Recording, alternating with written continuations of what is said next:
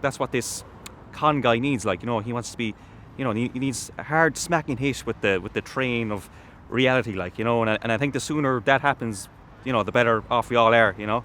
I'm not surprised he's in the movie industry because, you know, that's where a lot of fake people are, so he'll really fit in very nicely there. I wouldn't be surprised if he went into politics and made a great job of it, because we need more people like him talking about the things that really matter in this country.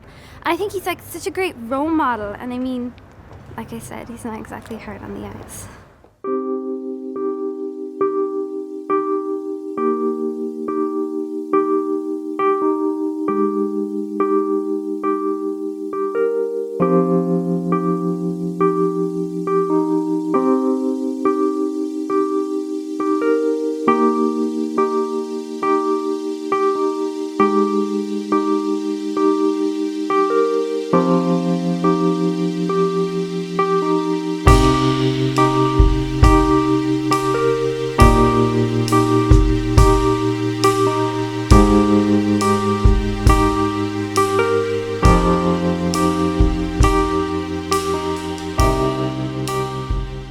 It's not just a physical sickness.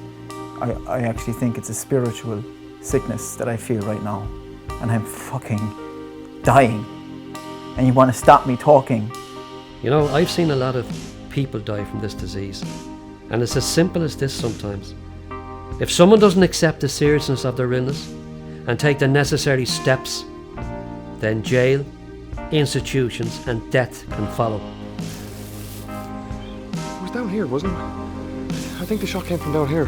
Micah! Mike! Micah!